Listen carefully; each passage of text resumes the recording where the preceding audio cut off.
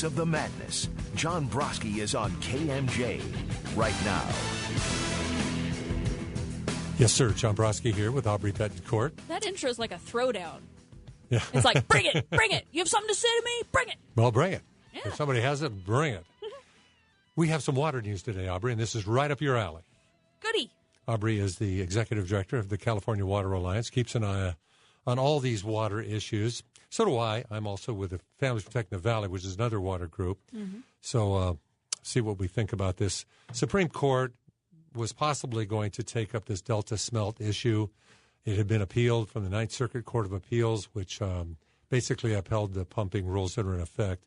But the Supreme Court today says they're not going to take the case, which means that everything stays the same. Is this anything that surprises you? No. No. When this story first came up, I think it was last week, and I know I heard it mentioned on this program. I think there was a lot of excitement, and you know, as it should. We're grasping for any bit of hope we can get, and the more we pelt at the court system, the more we're bringing up good questions, and I think that's a positive thing. But you got to remember, it's up to the Supremes to decide whether or not they were going to take up the case. And I think that everybody just kind of thought, oh, good, it's going to the Supremes. No. It was going to be reviewed on whether or not the Supremes would actually rule. And as we know today, they decided not to take the case up, which means they leave the existing Ninth Circuit ruling in place. Yeah. Unfortunately. But, this goes back to when Oliver Wanger, federal judge, was involved in all this. Mm-hmm. His basically point is the law needs to change. I'm a judge. I don't want to be an activist judge and do what I think is right. I need to go by the law. And until you guys get the law changed, you can't get a judge to change it for you. Right. And I think that's where we are. The Supreme Court may, some of them, be in sympathy with us because the problem with the law as it is now, it doesn't take any economic impacts into account. It just says protect the smelt. This whole case was based on, but what about us? Right. What about people? That's what Oliver Wanger said. And he asked for testimony about that when he was reviewing this, because he said he thought the people should be taken into account. But he says, but the law doesn't account for that. Yeah. And so when we go to Dianne Feinstein and Barbara Boxer and the environmentalists and try to change this law, they say you can't touch it. Well, if we can't touch it, we can't fix it. Right. It's my position has always been that you've got a very well-intentioned law from 1974. Yeah. The Endangered Species Act was signed into law in 1973-74 by Richard Nixon, and it was to protect Shamu. Seemed like a nice law. It's a great idea. Who's not for protecting endangered species? Not at all. Yeah. But the problem is we have a law that has now failed because it's a 40-some-year-old law using 21st century technology and 21st century priorities, and it no longer works. I will defend this point to kingdom come. It no longer works. It's an outdated law. And as a result, the species are failing. That's the other thing. The other economic, we know this. This audience knows the true human reality of this law being implemented to its fullest extreme under circumstances that it's no longer working. But the flip side of that is the Endangered Species Act has less than a 1% success rating over 40 years. It's had more species listed in the past 10 to 20 years than in its entire history prior to that combined. And there is no definition of recovery within the law. So even if we recovered a species, we wouldn't know. There's no definition of it. There's no requirement on scientific review. Did you know, There's John, no definition of success. There's no definition of success. Here's another thing, John. Did you know you and I could get together and get a petition going to protect a species, submit that to the federal agencies that operate the law, and they would actually have to review the species and potentially list it. I guess there's no way petition to list a species. I guess we can't petition to list humans. I guess we're not endangered. Well, I don't. Too many of parts us. of sub-Saharan Africa would disagree with you. Yeah. I think that brings up a very good point. Parts of the world, I think, would disagree with you when you have infant mortality rates and unbelievable percentages. I think that deserves a disagreement. But the main point to me from this decision today is I don't blame the Supreme Court. No. What they did, I think, is they looked at the law and said that the Ninth Circuit, as much as I disagree with the Ninth Circuit about just about everything. It looks like they upheld the law as it is written. Right. And if we don't get that law changed, we are going to forever be in this box. And when the other side says you can't touch the law, then, okay, well, then we're not going to get it fixed. It's the old, and that's another thing where the Supremes, I don't blame them either for not taking it up because he said it's a legislative matter. Well, it's a legislative matter. They are within the law. The law is written extremely vague. Now, I've butted heads with people who say, no, the law is perfect. They're implementing it wrong. Well, no, I disagree based on the argument I've already made. But I think where the Supremes are, this is a small case in the sense of it's very regional. It's very finite. It's very specific. And the Supremes, they traditionally, their job is to rule on things that are going to have a larger implication, a nationwide implication. And this was not that. And the Endangered Species Act as much as natural resources and the environment does not poll well within the public concern, it's the freaking third rail. I mean, you can't touch it. If you want to say you want to reform the Endangered Species Act, the next question is, when did you stop clubbing baby seals for fun? Exactly. When did you stop shooting wolves from a helicopter? That is not the case. My biggest case for reforming the Endangered Species Act is to protect species. Well, the thing about and species, to protect our resources. We need to reestablish balance. We're looking at a changing world where the impact on our natural resources is so important to the future existence of this planet, that the laws that we implemented to correct things that we have technologically engineered ourselves out of, they don't apply anymore. Carbon is the carbon emission thing is interesting. I saw an interview with Jay Leno recently, who's now doing a show on cars on YouTube. He made up an interesting point. We use less oil than we did 60 years ago, and we have like 300 million more cars. Yeah. We are going to engineer ourselves out of this. The laws aren't keeping up with the science and technology that we have. Well, the problem with the Delta is that all of this water that they've taken from us hasn't helped. No, this concept of flow criteria is really what it comes down to, and I think it's an antiquated concept. Well, plus you have all these other problems in the Delta. Yeah.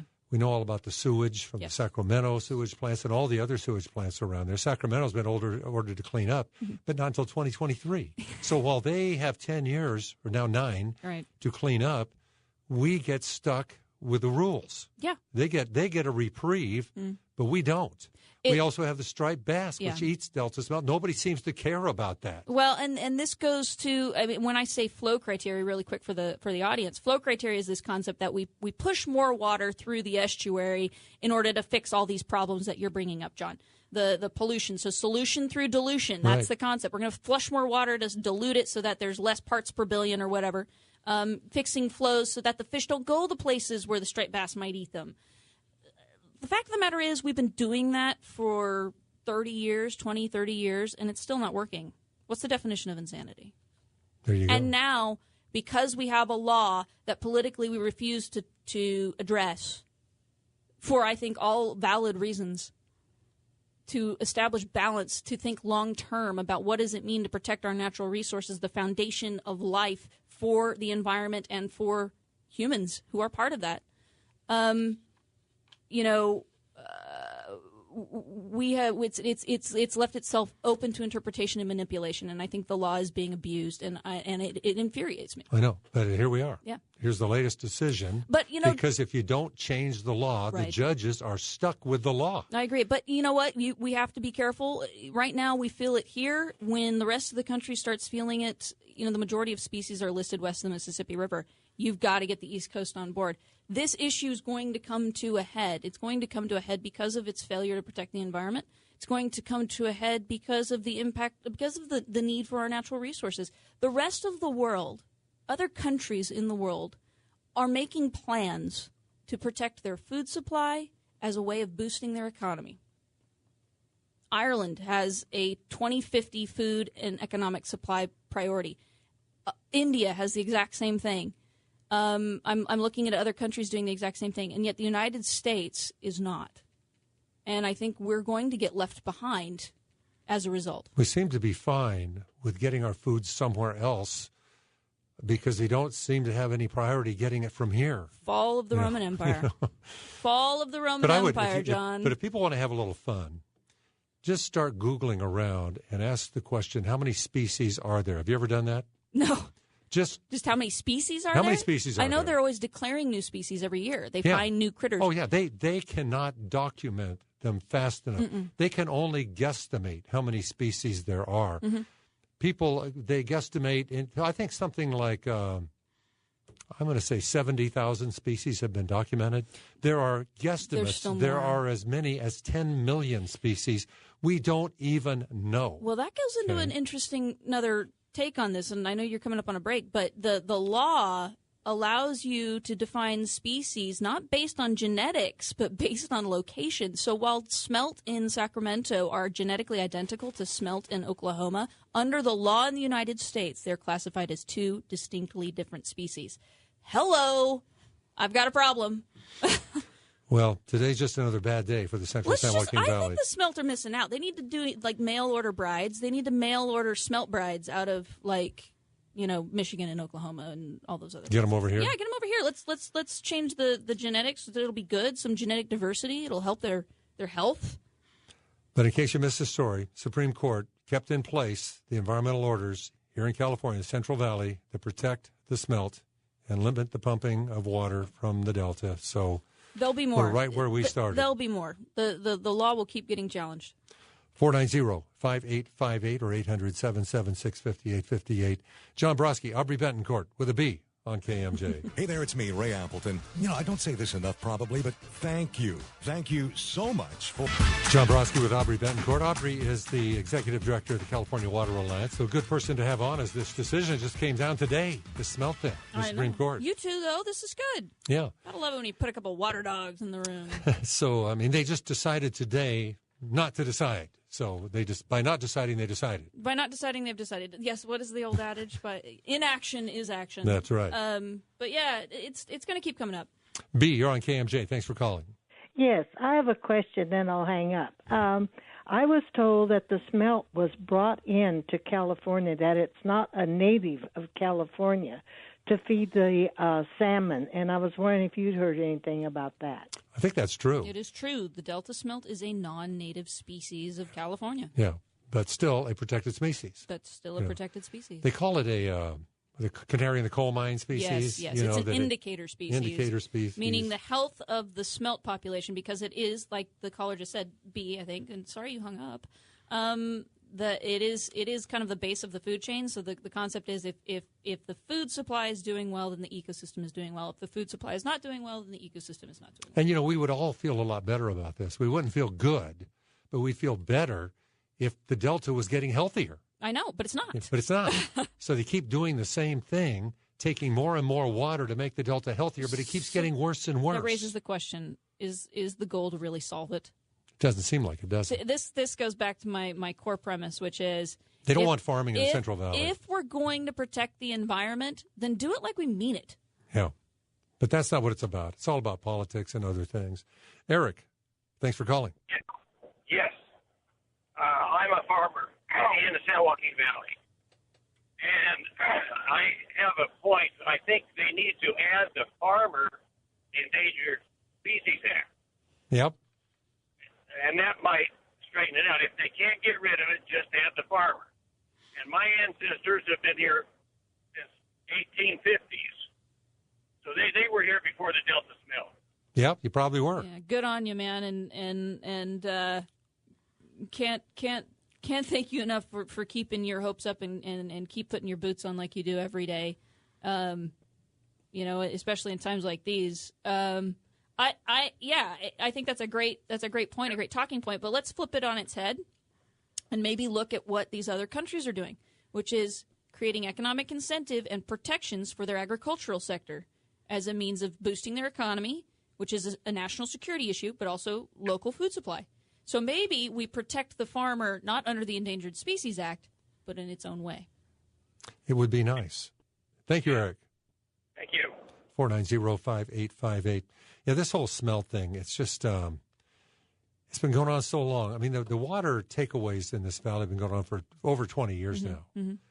And it's like every year gets worse and worse and worse. And what's amazing to me is you go out there in the farmland and it's getting more and more expensive. Mm-hmm. Oh, yeah. The price of land is... So what's the deal with that? Well, okay. If you got water on it and you have a water supply to it, it's extremely expensive. The other reason is it's like anything in California, because of the regulations and requirements we have. It's just property in general is expensive here in California. So there's the potential of ag land, of course.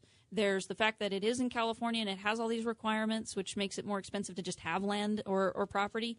But I think the third part of this, and it was in The Economist just this last week, which is agricultural investment is outperforming the market right now. Yeah. And so there's huge, there's a lot of money, investment capital being poured into the ag sector if it can produce a product. So maybe they think if they dump a lot of money in, that they can make it back and more before this whole thing collapses with the water situation, because you still have groundwater, and even though I have new groundwater regs, they really don't kick in for years.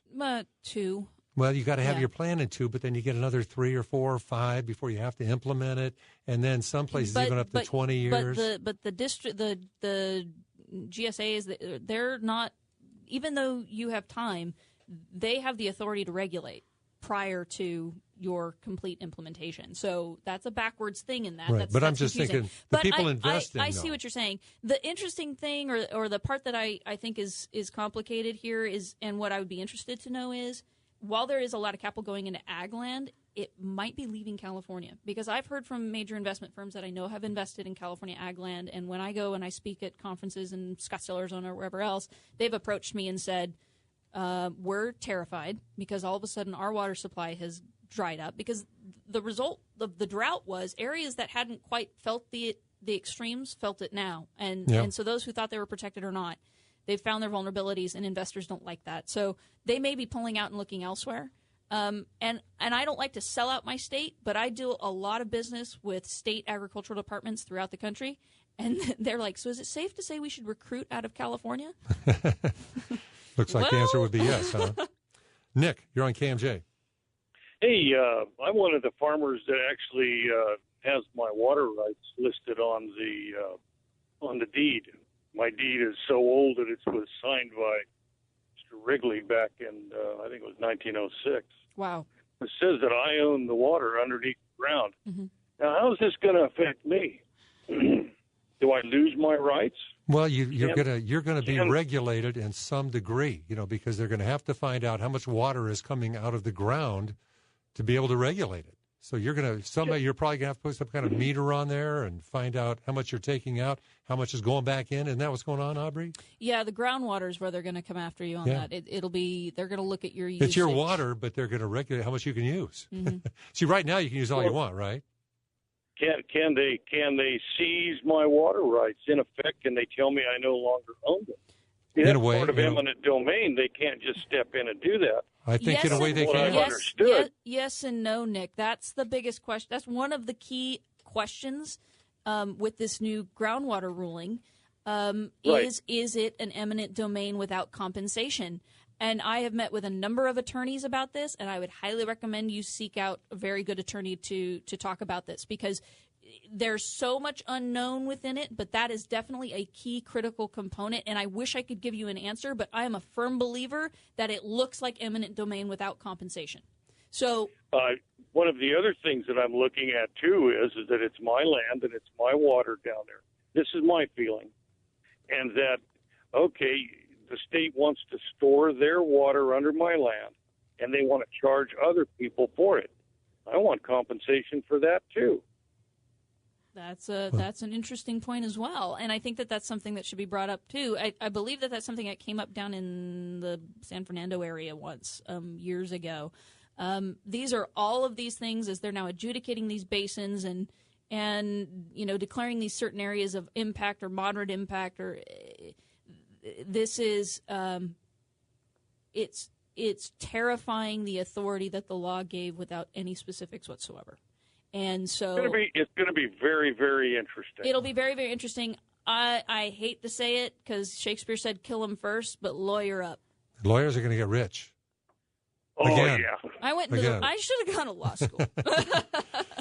But water law is already so complex. And, Nick, as you say, right now, the law is that you own that water under your land, and you can still pump it until these laws go into effect. But when they do, that's when you're going to need to have your attorney. On his original deed, it says that. Yeah. But the Constitution of California says you don't have the right to the water under your ground. It says you have the right to extract the water from under your ground. Yeah. Nobody owns the water, I guess, and when it comes right down to it. And that's what's the bigger assault here is a redefinition of the water in California as the people's water as opposed to being a property right. Yeah. So this is going to be, if you weren't in farming, it would be fun to watch. But for farmers, it's not going to be very much fun. Boy, it's just such in other words, we have the right to extract the water, but they have the right to charge us for it. That's their contention. That's their contention right now, yeah. Well, they have the right to regulate how much you use. And their basis for it is it's for the greater good. It has nothing to do with, it's not. And that's the other question. Is it a tax? Is it a fine? What is it? It's a fee. We mandate you enroll, and we're going to charge you for using your own property. Excuse me? Yeah. Well, here you have, they've taken all the surface water. They've left farmers with only one option, which is to pump groundwater. Mm-hmm. And now they're accusing farmers of abusing that, the only option they have. And now they say, now you must implement your own rules to regulate your groundwater. And if you don't, we will. So in other words, shoot yourself or we'll kill you. Well, and even then they don't even know. Here's something that's very interesting that needs to get out there. Do we have time for me to say it? Okay. Hang on. I'll hold my thought. 490-5858. Thank you, Nick. 490-5858. Aubrey and John, KMJ News Time, Tony Sunoco. Low-income youngsters enrolled in Head Start programs do better.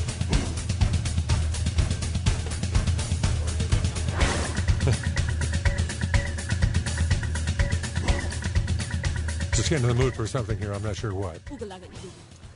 490-5858. Talking about this Delta Smelt Case. Supreme Court. We had hopes that the Supreme Court would take this case up on a challenge from the Ninth Circuit Court of Appeals, but they didn't, so they let that stand. And what stands is status quo, which means we still got no water. Mm-hmm. Matt, you're on KMJ. Oh, my God, this water. Yeah, we're going to beat this thing to death. And you guys were talking about it. The attorneys are going to be the ones that get rich. Politics and attorneys, it's enough to make you sick. But if the people of the state of California don't wake up and see who feeds the world, not just this country, they're missing a bunch. And unfortunately, this state needs a revolution, and I think that's what needs to happen. Because if not, the attorneys are going to get richer, and the government is going to control more and more. And you and everybody sitting here, anybody with any common sense knows that's the motive of the government, is to control everything. Well, the problem with the revolution in the state of California is that it's just, I grew up in Southern California, and I always tell people this story. I don't recall ever wondering where the water came from. Mm-hmm. Of course, we knew we had the Mono Lake stuff and, all that history. Mm-hmm. But I don't recall anybody ever saying, where does this water come from anyway? They don't really know. They're kind of oblivious down there. They're not going to revolt over water until it hits them. And it's not going to hit them. You know why it's not going to hit them? Because they've got enough votes to make sure it doesn't. And although they're oblivious, nobody wants to wake up the sleeping giant. Mm. So they're always going to get their water, in my opinion. Yeah, you're probably right. Go ahead. No, the sleeping giant is starting to wake up. You think so? Oh yeah. Well, I'd like to think that they had a great plan in place to have a 3-year reserve. Well, guess what? It's a 4-year drought. Yeah. Yeah. So you're right. So they're. Yeah. Go ahead, Matt. And this year is going to be telltale. I think if this thing goes into the way it's looking right now, mm-hmm. you might see some eyeballs finally starting to open up. Well, the thing is, when you talk about Southern California, I'm not sure how many of them care about us. So although I believe no matter what happens, Southern California will be taken care of, I don't believe no matter what happens, we will be taken care of. If they need to cut us out of the deal to take care of themselves, we're going to be cut out of the deal. That's always been a huge So when area, they talk about the tunnels, the pumps, and all these things, they want it for them. And they would probably cut us out of the deal for $5 a month on their bill. But unfortunately, I think what it'll take more than just this water is when they walk into the grocery store and there's nothing there. Well, and unfortunately, yeah. that's what I kind of mean too about a revolution. But there'll be something. There'll be from China. There'll be from Mexico. Right. And what the funny thing is, we bring in all this food that doesn't have all the regulations we have. It has none of the regulations we have. And I think the to your point, Matt, is because I've sat with major reporters of major newspapers down in Southern California, and they've flat out said, why are we growing food for export? And if we don't get it from the valley, we'll get it from somewhere else. And, oh, well, that's the way the global economy works.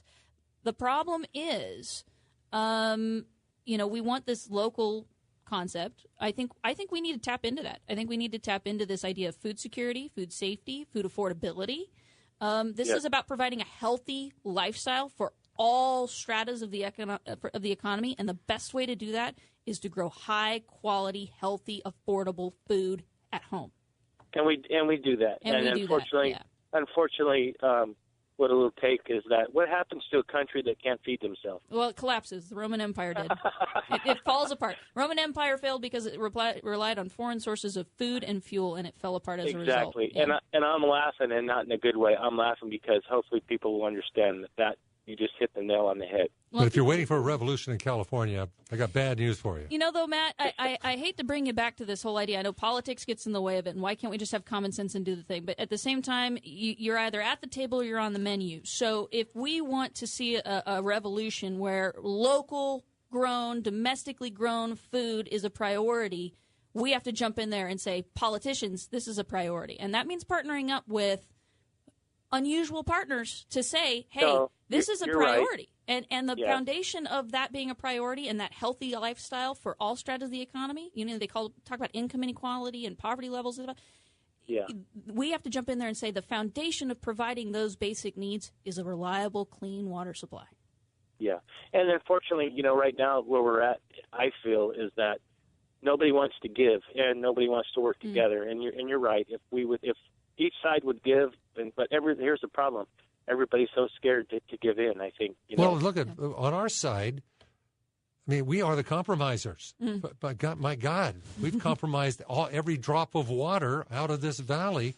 It's the other side that won't compromise. They won't give an inch. We want to. What do you want to raise the dam? What is it, Don Pedro? They want to raise. Is that the one they want to raise 50 feet or something? Is Exchequer Dam? They want to raise it 50 feet to hold another 70,000 acre feet of water. But it'll take a half a mile of the Merced River, which is a wild and scenic river, 123-mile long river, wild and scenic. It'll cover a half a mile, like less than 0.5%. Right. And they won't compromise on that. Right. So if we won't compromise on that, what can we get from the other side? And they're always talking, we'll talk, we'll talk to anybody. I think you're right. You've got galvanized positions at the top. That's where we've got to work the local connections. And I think there's a lot of power in Southern California at the local level, the you and me level, the business owners, the local chambers, the local, the people who are the people who are having to hand out, take care of their communities. They have a lot of political power. It's about us with our issue, taking it out of the valley and going down there and handing it to them and saying, you know what? We totally get what you're trying to accomplish, and we're going to help you and support your community because look at how this affects that. And recruiting them to put pressure on their politicians to make it a priority, that'll wake them up. Matt, thank you. Okay, thank you guys so much. Yeah. Take care. Hello, John. You're on KMJ. Yeah, hi, guys. This whole thing, I'm so frustrated. What we need to all do here, somebody talked about revolution, we all need to revolt. And the bottom line here is survival of us, the human species here. We own this land. This land is ours. It's for us. God put us here as the major species, not these others. And water is the gift of life. That's the bottom line, right? Without water, we're not going to be here. And but the other side uses that argument too. They say without water, these protected species would not be here, and they're the canaries in the coal mine, and the whole food chain collapses, so we got to protect that. Well, I'll tell you what. Why don't we take the billions and billions of dollars they're talking about with a stupid train and put that towards desalination plants all up and down this coast? Well, that's a good idea. You know what the problem is? Even though we pass a bond every now and then, and we pass a groundwater regulator, there's no comprehensive water plan for this state, which would include desal, which would include all kinds of things. Mm-hmm. And so let's put a whole plan together. Mm-hmm. Well, sure. But they don't want to do that because that makes too much sense. They're not really trying to solve the problem. Exactly. You know? No common sense, and too much of this infighting and political bickering. Yeah, so long as there's a problem, there's a need to get funding to fix it. And that's the mother's milk of it all right there. If I would apply that to whether it's immigration reform or this or whatever it is, if I lose my problem that I'm trying to solve, I lose my job. I'm not talking about me personally. Real quick, I'm not talking about me personally, but I'm thinking in general. If I'm war on poverty, if you solve poverty, you don't have the bureaucrat, and my whole sole job has been this one thing, and I solve the problem. Now what? Well, find something else to do. Right, exactly. So I think you bring up a good point, and I would challenge you. I think you bring up an excellent point in the sense that we are the top of the food chain, and we are the most dominant species, and as a result, we have a responsibility to the resources that we use, and that goes for providing for our society, but also providing for the resources that we use to provide for our society. And so this 21st century challenge of how we balance natural resource management with economic development is really, I think California is the first case study of that. Well, when people start going hungry and they're saying, "Where's our food?" they're going to look back and say, "Look, we're the greatest, one of the greatest food-producing areas in the whole damn world." Mm-hmm. And when it's not here anymore, then what?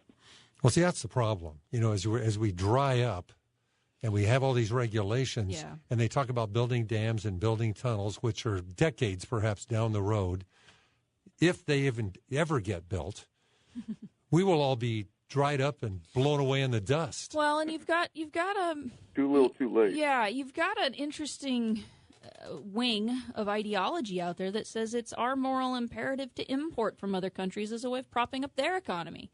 I don't think that's necessarily true, but you know, there is that agenda out there, and then it's a real living, breathing thing.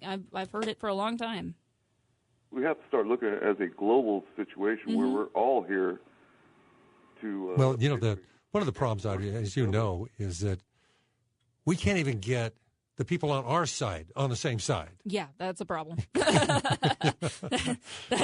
That is an issue. Herding cats comes to mind. Exactly. A lot of us are in this battle together, but we don't even agree with each other. And it's a typical divide and conquer thing. And John, you bring up a good point looking at it from a global perspective. I agree with you. I think rise above a little bit more. And a great example would be, you know, I always laugh at the hubris of AB 32, the cap and trade, California cap and trade mandate, that California is going to offset the world. When you look at China and India, Australia passed its own version of AB 32. Australia has half the population we do, and yet the hubris of they're going to offset carbon emissions. But didn't they cancel it? They canceled it. They had a big reformation in their government, and they canceled it.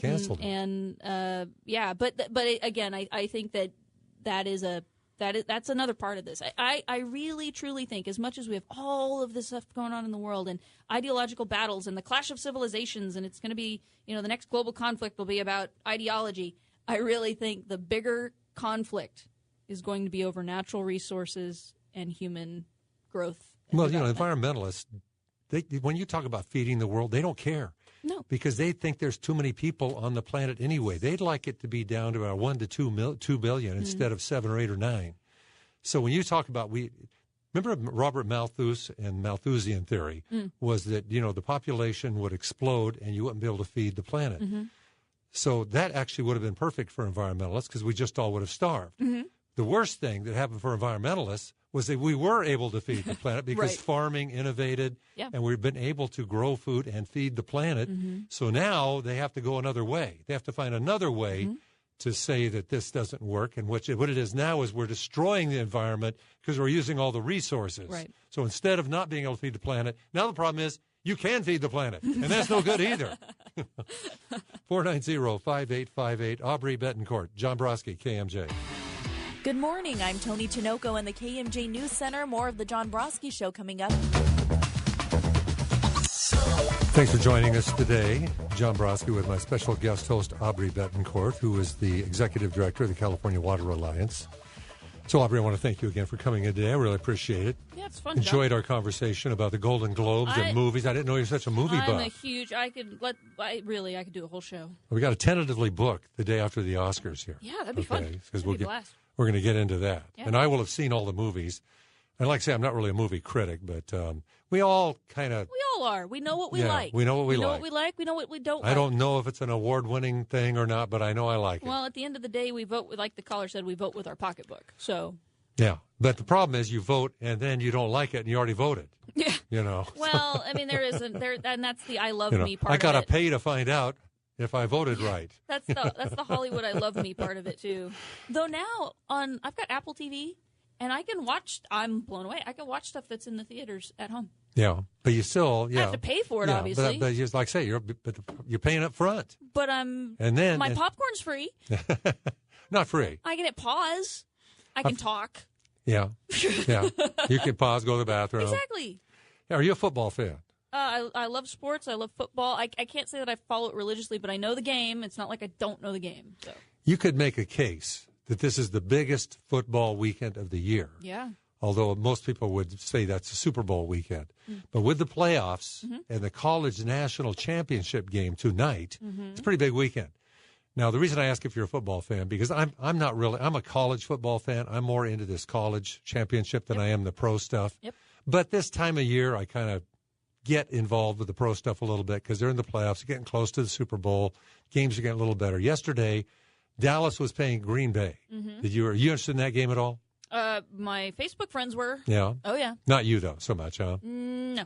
So anyway, I'm watching this game. At the end of this game, the Dallas player makes a catch right on the goal line, right at the end. Well, it's actually, there's a few minutes left in the game. He makes a catch on the goal line. You hear anything about this? Okay, so you're familiar with what I'm talking about.